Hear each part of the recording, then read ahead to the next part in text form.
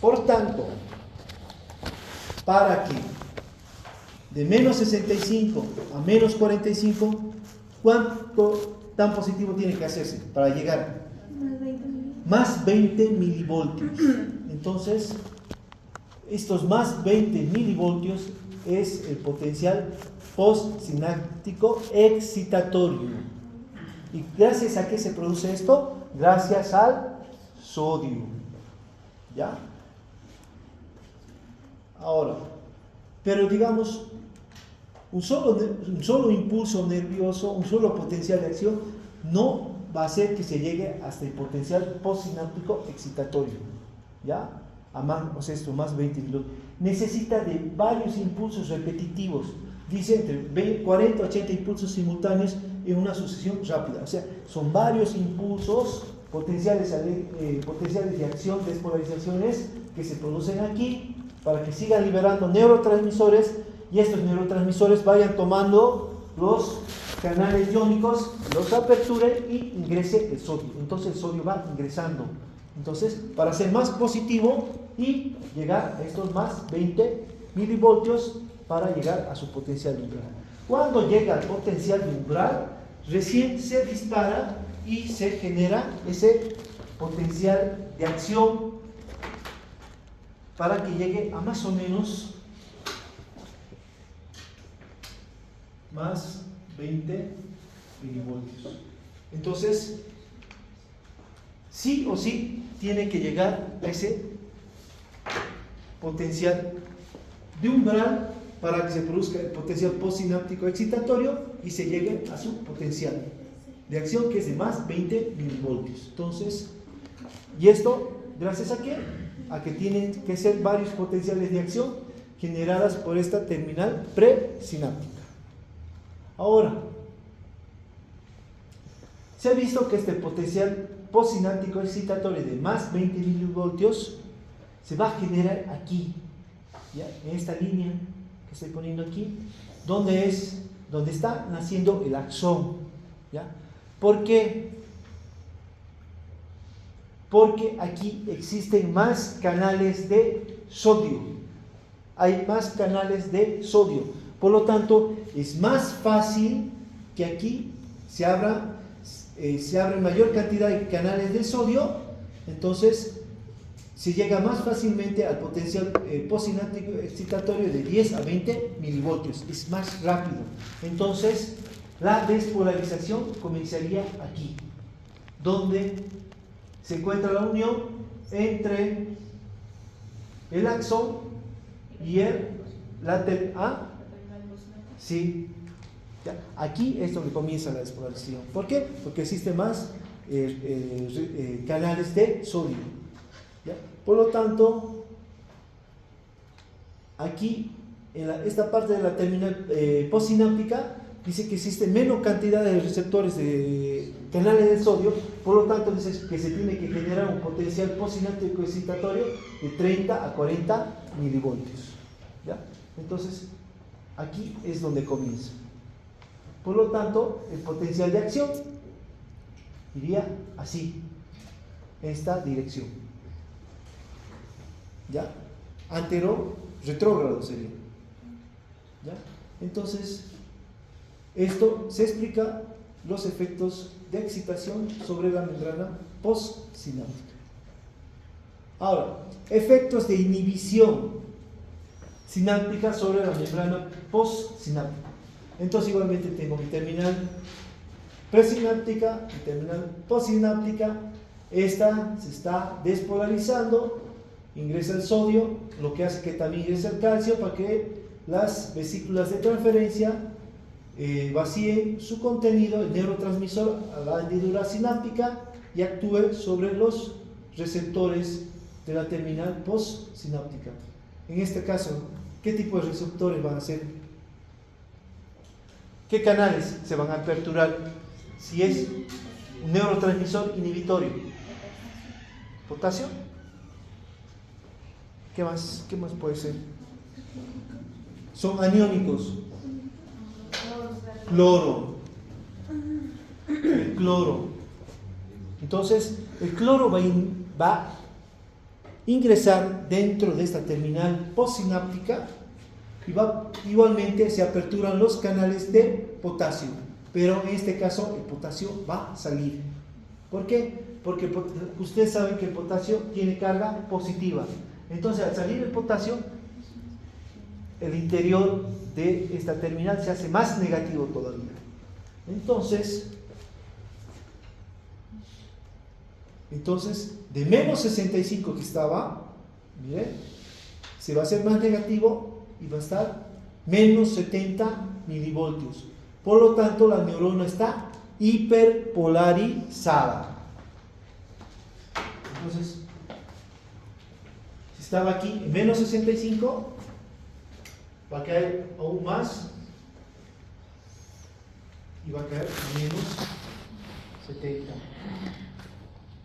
¿Qué quiere decir esto? Que la neurona está hiperpolarizada.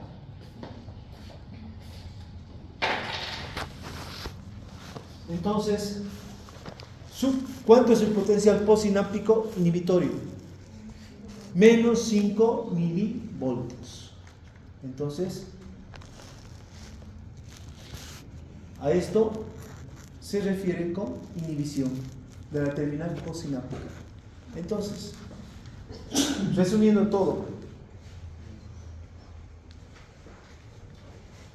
en la terminal postsináptica, ¿cuál es su potencial de reposo? Menos 65. Para que se despolarice, tiene que llegar a su potencial de umbral. ¿De cuánto sería? Menos 45 milivoltios. Pero para esto necesita llegar a su potencial postsináptico excitatorio, que es de más 20 milivoltios. Entonces, cuando se está produciendo excitación, ¿qué hay? Ingreso de sodio, porque se aperturan los canales de sodio. Entonces, cuando llega a menos 45, se va a disparar el potencial de acción para llegar a más 20 milivoltios. Si no llega a menos 45, no se va a producir el potencial de acción. ¿Ya? Por lo tanto, necesita ese potencial de más 20 milivoltios postsináptico excitatorio. ¿Ya? Entonces, y como hemos dicho, no es suficiente un solo potencial de acción del presináptico. Tiene que ser varios potenciales de acción del presináptico que vayan liberando el neurotransmisor, y el neurotransmisor abra los canales de sodio para que sea tomado por el sodio. Entonces hay varios impulsos. Muy diferente a esto, que libera neurotransmisores inhibitorios, que hace que se aperturen los canales de cloro. Este cloro ingresa, lo hace más negativo y el potasio igualmente sale. Por lo tanto, su potencial postsináptico inhibitorio es menos 5 milivoltios. Entonces la neurona está hiperpolarizada. ¿Ya? Ahora, hay otra situación aquí. Miren, tengo mi terminal presináptica, mi terminal postsináptica. Entonces esta terminal presináptica está generando los potenciales de acción, o sea, sobre todo para excitar a esta terminal postsináptica, ya, para que se despolarice. Pero, por ejemplo, en este caso, esta terminal presináptica está en contacto con otro axón, ¿ya? Entonces, ¿qué está haciendo? Aquí se está generando otro neurotransmisor. Miren, aquí está el calcio y está liberando otro neurotransmisor que sería el GABA. El GABA, que es excitatorio, inhibitorio. Inhibitorio 100%. ¿Ya? Entonces, este GABA, como vemos, va a actuar sobre esta terminal presináptica. Entonces, ¿qué hace este GABA? ¿Qué canales va a abrir si es inhibitorio? Cloro. Por lo tanto, y abre los potasios para que salgan. Entonces, hace que esta neurona presináptica quede hiperpolarizada. Por lo tanto, anula este potencial de acción, ¿ya? Entonces, al anular este potencial de acción, ya no se va a liberar neurotransmisores de esta terminal presináptica. Por lo tanto, no va a haber excitación a nivel de esta terminal postsináptica. Entonces, es una de estas las situaciones que pueden pasar. ¿Ya? Entonces, que esta terminal presináptica sea inhibida por otra neurona. ¿Ya? Gracias al GABA. Y bueno, aquí nos explica un poco. Entonces, como sabemos, miren, aquí muestran la imagen de donde sucede la despolarización, potencial postsináptico excitatorio, pero esta es la que más me interesa. Miren, está en milisegundos, aquí está en menos 65 milivoltios su potencial de membrana en reposo. Entonces, ¿qué me explica esto? Aquí dice disparo de 16 sinapsis, disparo de 8 sinapsis y disparo de 4 sinapsis. Miren, este disparo de 16 sinapsis hace que el potencial de membrana, que el potencial de acción se eleve a menos 60, menos 50, hasta menos 45. ¿Qué pasa cuando llega a menos 45? ¿A qué llega? A su potencial de umbral. Entonces, al llegar al potencial de umbral, se va a disparar y se va a generar un potencial de acción hasta más o menos más 20 milivoltios. Entonces, este potencial de acción, esta línea que sube, ¿qué existe? ¿Ingreso o salida de sodio? Ingreso de sodio. La está haciendo más positiva a la neurona. ¿Pero qué necesita? 16 disparos de sinapsis para llegar a este potencial de acción. En cambio, si vemos esta otra línea verde, solo hay 8 potenciales. Entonces, de menos 65 apenas pasa más menos 60 y no llega hasta menos 50, pero no llega a menos 45 milivoltios. Por lo tanto, no va a ser suficiente para generar un potencial de acción. Entonces, el ingreso de sodio y luego nuevamente decae. Lo mismo pasa con los 4 disparos. Apenas se eleva, no llega ni a menos 60 y otra vez decae. Es por eso que necesita varios potenciales de acción para llegar al umbral de menos 45 y generar un potencial postsináptico excitatorio de más 20 milivoltios. Ahora, sumación espacial en las neuronas para generar un umbral de disparo. Entonces, ¿qué quiere decir este dibujo? Mire, tengo aquí mi terminal presináptica, mi terminal postsináptica y está saliendo, o sea, se está liberando el neurotransmisor excitatorio en este caso. ¿Por qué? Porque hay ingreso de sodio. Entonces, cuando el sodio ingresa, genera un potencial postsináptico excitatorio de 0,5 a más 1 milivoltio. Entonces, cada vez que el sodio ingresa, va generando, ¿ya? De 0,5 a 1 milivoltio, de 0,5 a 1 milivoltio. Entonces, se produce una sumación aquí. Entonces, todos estos potenciales de 0,5 a 1 se van sumando hasta llegar a más 20 milivoltios y genera un potencial de umbral. Y gracias a esto, la célula va a generar un potencial de acción y se va a despolarizar. Ahora, tenemos otro. Sumación espacial en las neuronas, causada por descargas sucesivas de la terminal presináptica. Entonces, igualmente, existe aquí varios potenciales de acción que me están liberando el neurotransmisor.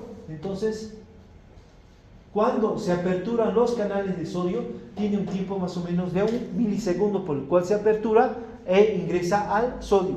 Una vez que el sodio ha ingresado, genera, como sabemos, un potencial postsináptico excitatorio de 0,5 a 1 milivoltio. Y aparte, este potencial postsináptico excitatorio tiene un tiempo de vigencia de 15 milisegundos. Entonces, necesita sumación temporal. ¿Qué quiere decir esto? Que el líquido intracelular, donde se ha producido este potencial postsináptico excitatorio de 0,5 a 1 milivoltio, necesita, o sea, esto dura 15 milisegundos. Y dentro de estos 15 milisegundos tiene que llegar otro potencial de acción para generar estos 0,5 a 1 milivoltios. Y así se va sumando para llegar a su potencial de umbral de 15 milivoltios. ¿Ya? Entonces, a eso se llama sumación espacial. ¿Ya? Entonces van sumando los potenciales de acción dentro de ese tiempo de 15 milivoltios para llegar al potencial de umbral, para generar esos más 20 milivoltios y llegar a menos 45 y se dé el potencial de acción. Ahora, sumación simultánea de potenciales postsinápticos excitatorios e inhibitorios. Como sabemos, una terminal presináptica puede liberar neurotransmisores, ya sea excitatorios e inhibitorios. Por lo tanto, se van a aperturar los canales de sodio, generar un potencial postsináptico excitatorio de 0,5 a 1 milivoltios. Entonces, aquí se produce una sumación para llegar a menos 45 milivoltios. Pero también se pueden aperturar los canales de cloro. Por lo tanto, estos también van a generar un potencial postsináptico inhibitorio de menos 5 a menos 1 milivoltio. Entonces, tiene que haber una diferencia entre el potencial postsináptico excitatorio y un potencial postsináptico inhibitorio. Entonces, la diferencia va a ser para que la célula llegue a su potencial de umbral o se hiperpolarice, ¿ya? Entonces, eso se llama sumación simultánea de los potenciales excitatorios e inhibitorios. Entonces, si se llegarían a aperturar más canales de sodio, entonces va a superar al potencial postsináptico inhibitorio y viceversa. Si se aperturan más canales inhibitorios, entonces se aperturan más canales de cloro y va a superar al potencial postsináptico excitatorio, llegando a que la célula se hiperpolarice. ¿Ya? Ahora, facilitación. Entonces, ¿a qué le llaman facilitación? Entonces, igualmente tengo mi terminal presináptica, postsináptica, se generan potenciales de acción para liberar el neurotransmisor y como sabemos su potencial de reposo es de menos 65 milivoltios. Entonces, apertura a los canales de sodio, se hace más positivo dentro de esta terminal postsináptica y sube su potencial de acción a menos 55 milivoltios. Pero como ustedes saben, no es suficiente. Tiene que llegar a menos 45, a su potencial de umbral. Entonces, se necesita aperturar más canales de sodio para que ésta pueda llegar a menos 45. Entonces, a eso se llama facilitación. Entonces, que tiene que llegar otros potenciales de acción para que llegue hasta menos 45. Entonces, eso es facilitación. ¿Qué horas?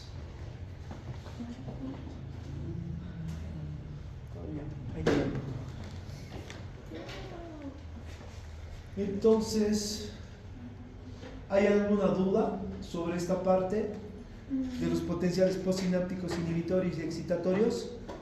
¿Qué tenemos que tener claro aquí? Saber potencial de reposo, potencial de umbral. ¿Cuánto es el potencial de reposo? Menos 65. Potencial de umbral, menos 45 milivoltios. Entonces, ¿cuánto es el potencial postsináptico excitatorio? Más 20 milivoltios. Entonces, ¿y se necesita uno o varios potenciales de acción? Varios. Porque sabemos que un potencial de acción me genera de entre 0,5 a 1 milivoltio. Por lo tanto, necesita varios potenciales de acción que se vayan aperturando varios canales de sodio para que el interior de la neurona se haga más positivo, ¿ya? Entonces, si llega al potencial de umbral, se va a generar un potencial de acción, una despolarización. En cambio, el potencial, para que se produzca la hiperpolarización, ¿qué canales se tienen que aperturar? De cloro. ¿Y cuánto es el potencial postsináptico inhibitorio? Menos 5 milivoltios. O sea, la célula se hace más negativa, se hiperpolariza, ¿ya? Igualmente, el cloro cuando ingresa, ¿cuánto genera de potencial? De menos 5 a menos 1 milivoltio. Entonces aquí también necesita un proceso de sumación. No es que un solo canal de cloro se va a aperturar y va a generar ese potencial de hiperpolarización. Necesita varios canales de cloro igual que se aperturen para llegar a menos 5 milivoltios. Menos 5 a menos 1 milivoltio. 0,5, sí, 0,5. Ajá, sí, así es. De la sumación, ¿cuál era la diferencia entre el primero y el segundo? O sea, del umbral de potencial y el otro que creo. ¿Este de sumación? Ajá, de suma, el otro. En uno se suma los milivoltios y en el otro El tiempo, ¿no? Ajá. Es eso, El ¿no? tiempo, usted me está hablando del tiempo. Es la diferencia, ¿no? Digamos, Ajá. uno es por los milivoltios y el otro es por nada más el tiempo. El tiempo. Uno es sumación, esta es sumación espacial. Ya. El otro es sumación espacial en las neuronas. Umbral de disparo y el otro creo que era temporal. Ajá, temporal. ¿Ya? Entonces, en este es sumación espacial temporal. ¿Por qué? Porque necesita de cierto tiempo. Ajá, necesita cierto tiempo. Solo no Dentro de tiene estos tiempo. 15 milivoltios tiene que llegar otro potencial de acción. Porque si se pasaría de estos 15 milivoltios, o sea, no se apertura el canal de sodio, tendré que volver nuevamente de cero. Entonces, dentro de estos 15 milivoltios llega un potencial de acción y se va sumando, hasta llegar a su potencial de umbral. Y en el primero de voltaje sería solamente por ¿cuánto? Digamos? Solo milivoltios, de 0,5 a 1 milivoltio. ¿Ya? Entonces, con esta parte acabamos ya esta primera parte, pero aquí vamos a hablar de las funciones especiales de las dendritas para excitar a las neuronas en el campo espacial de excitación de las dendritas. Entonces, miren, aquí tengo mi soma, mis dendritas, mi axón con su mielina, ¿ya? Entonces, ¿qué pasa aquí? Las dendritas de las motoneuronas anterior se extienden más o menos entre 500 a 1000 micras, o sea, esta extensión, este largo, diríamos, de las dendritas tiene mucho que ver, ¿ya? Entonces, ¿por qué habla tanto de la motoneurona? Porque es lo que más se ha estudiado, es lo que más se conoce hasta ahora. Entonces, como sabemos,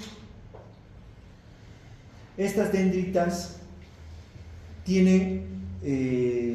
hacen sinapsis con estos hay unos Los botones sí. con los botones sinápticos, pies sinápticos, hacen varias sinapsis se hacen aquí, a igual que el soma, pero la mayor cantidad de estas sinapsis con estos botones sinápticos está entre el 80 al 95%. ¿Ya? En cambio, en el axón solo hace sinapsis entre un 5 a un 20%. ¿Ya? Eso hay que tener muy claro aquí. Entonces, ¿qué pasa? Entonces, la mayor cantidad de sinapsis, como vemos en este dibujo, se está haciendo a nivel de las dendritas. ¿Ya? Pero ¿qué es lo que va a pasar aquí? Dice, las dendritas no llegan a transmitir un potencial de acción, ¿ya? O sea, que la despolarización no se va a producir a nivel de las dendritas, ¿ya? ¿Qué está pasando? ¿Por qué pasa esto? ¿Por qué no transmiten un potencial de acción? Porque tiene pocos canales de sodio dependientes de voltaje, ¿ya? ¿Qué más? Su potencial de umbral de excitación es muy elevado. Por si acaso, si leen el Dayton, no dice cuánto es su potencial de umbral, no menciona, ¿ya? Pero dice que es muy elevado, no menciona. Entonces, se cree que su potencial de reposo de las dendritas igual es de menos 45, perdón, de menos 65, al igual que el del soma, ¿ya? Entonces, ¿qué hacen las dendritas si no generan un potencial de acción? Si no, estas van a transportar corrientes electrotónicas desde las dendritas hasta el soma. Entonces, lo que hacen estas dendritas, transportar las corrientes electrotónicas. O sea, ¿cómo lo hacen? Entonces, por ejemplo, si tiene un botón sináptico que produce un potencial de acción, esta lo va a transmitir por la dendrita hasta el soma. Entonces, igual, para generar un potencial postsináptico excitatorio. Pero eso no va a pasar. Por ejemplo, pongamos, dijimos que el potencial de reposo de la dendrita es de menos 65. Entonces, se genera un potencial postsináptico excitatorio y llega a menos 10 milivoltios. Pero esta va a ir recorriendo la dendrita y se va a ir haciendo más positivo. Menos 20, menos 35, menos 50, llega al soma con menos 60. Por lo tanto, es una conducción decreciente a medida que se propaga a medida de la propagación electrotónica. O sea, miren, entonces aquí hay una sinapsis, ha habido apertura de los canales de sodio, ha llegado a menos 10 milivoltios, pero cuando ha ido recorriendo la dendrita para llegar al soma, se ha ido haciendo más positiva. Menos 20, menos 35, menos 50, menos 60 milivoltios. Entonces se hace más positiva. ¿Por qué? Porque mientras más larga sea la dendrita, sus membranas van a ser más delgadas. Por lo tanto, deja escapar la corriente. Esta corriente electrotónica la deja escapar. ¿Qué más pasa?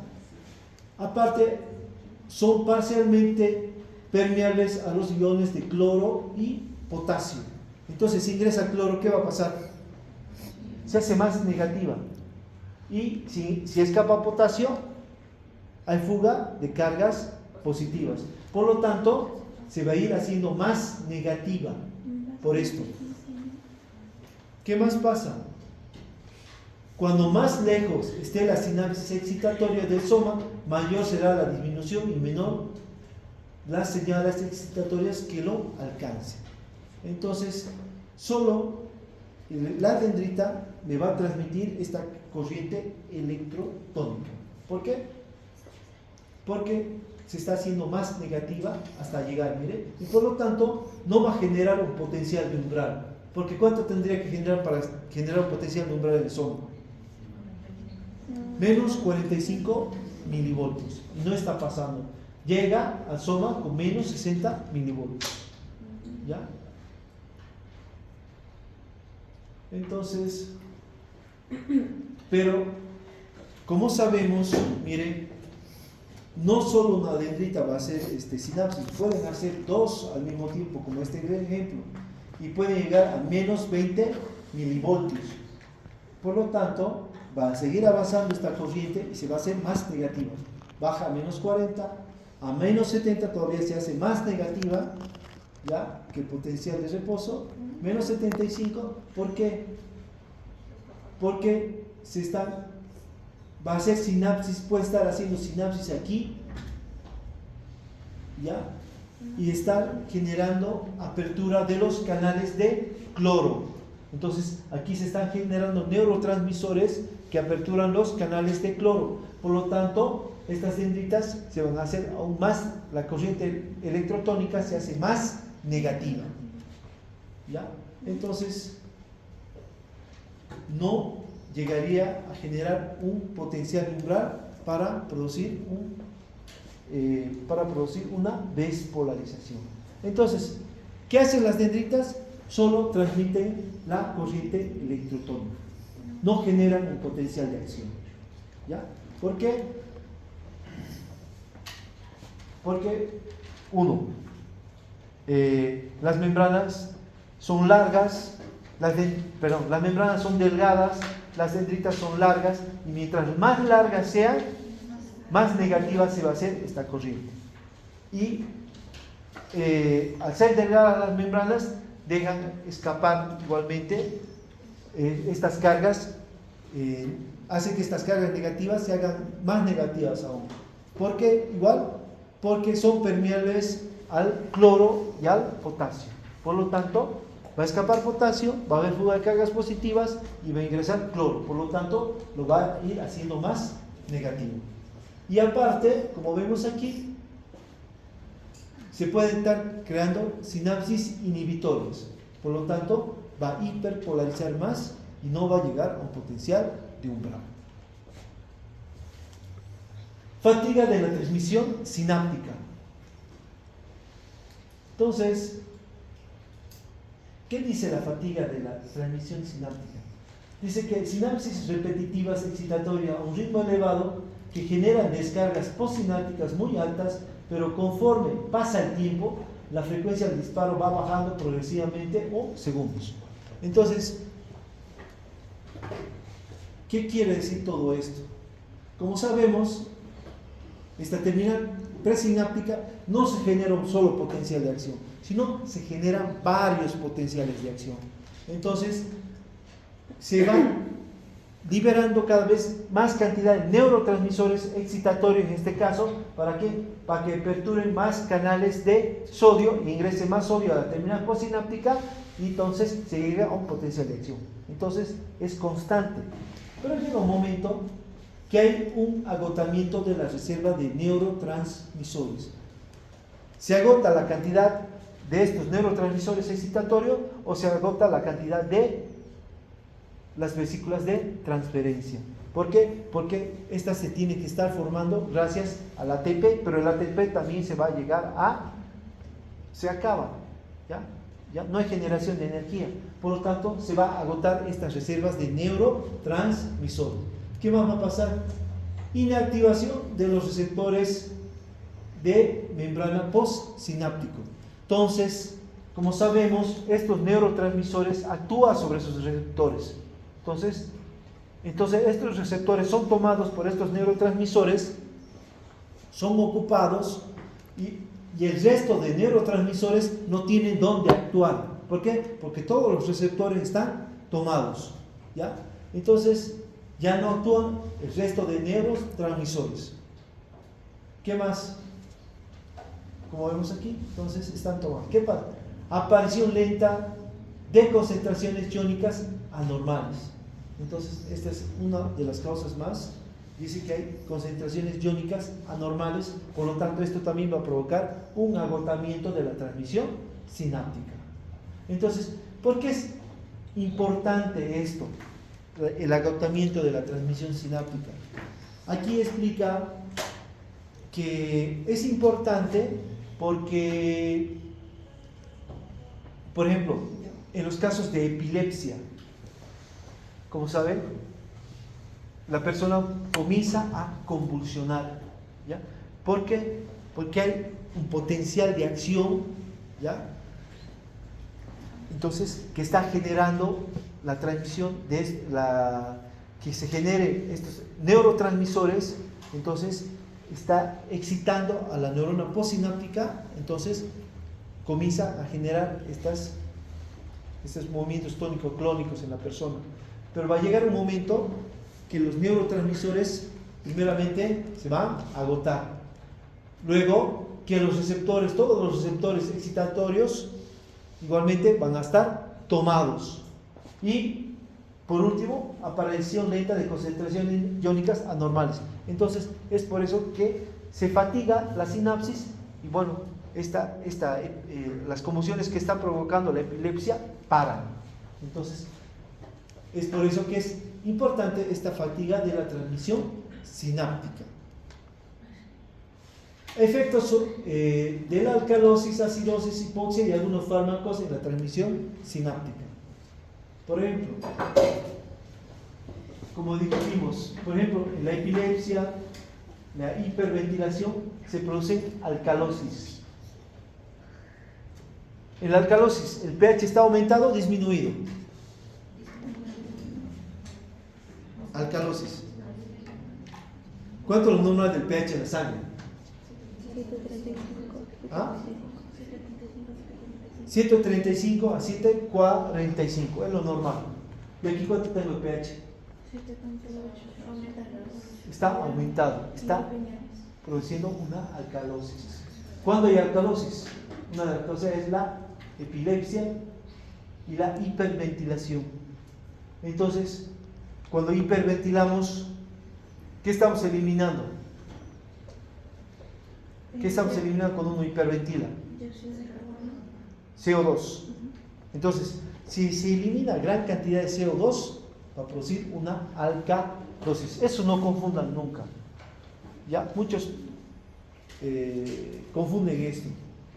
Que cuando aumenta el CO2 hay alcalosis. No, o sea, cuando disminuye el CO2 hay alcalosis. No. No, el caso, si aumenta el CO2 hay acidosis. Si disminuye el CO2 hay alcalosis. Entonces, ¿esto qué me va a producir? La transmisión sináptica. Excitación. Entonces, la alcalosis me va a producir excitación en la sinapsis. ¿Ya? La acidosis, todo lo contrario. Un coma diabético, una uremia. Entonces, esto me va a provocar inhibición de la transmisión sináptica. Un coma diabético, ¿por qué se caracteriza? ¿La glicemia está aumentada o disminuida? Está aumentada. El azúcar llega a elevarse, lo normal es de 70 a 100 y puede estar 400, 450 miligramos decilitro, entonces me está generando acidosis. Por lo tanto, ¿qué provoca la acidosis? Que el pH baje. Por lo tanto, me está igualmente generando una inhibición de la transmisión sináptica. La hipoxia. ¿Qué es la hipoxia? ¿Ah? Falta de oxigenación. Hay disminución de la oxigenación de la sangre. ¿Cómo puedo medir esto? Mediante la presión parcial de oxígeno, que ustedes ya saben. Entonces, si hay igualmente una hipoxia a nivel cerebral, ¿qué me va a producir? Igual una inhibición de la sinapsis. Es por eso que cuando se producen estas inhibiciones, la persona queda inconsciente, en coma, no responde. ¿Por qué? Porque las sinapsis están inhibidas. Usted tiene un paciente diabético y lo encuentra en su cama, recostado, y lo mueve, el paciente jamás se va a despertar. Entonces, ¿qué tiene que pensar usted? Que el azúcar está alta y me está provocando una acidosis. ¿Y esta acidosis qué me está provocando? Una inhibición de la sinapsis. ¿Ya?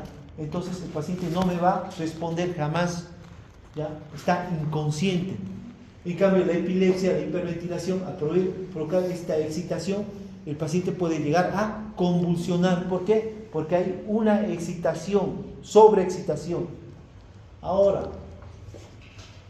cafeína, teofilina del té, la teobromina del chocolate, disminuye el umbral de inhibición. ¿Qué quiere decir que disminuye el umbral de inhibición? Porque se despierta cuando toman café o comen chocolate. Por ejemplo, cuando vengan a dar examen, ¿por qué no toman café antes de venir? O comen chocolate. Va a aumentar su sinapsis. Y van a poder pensar mejor.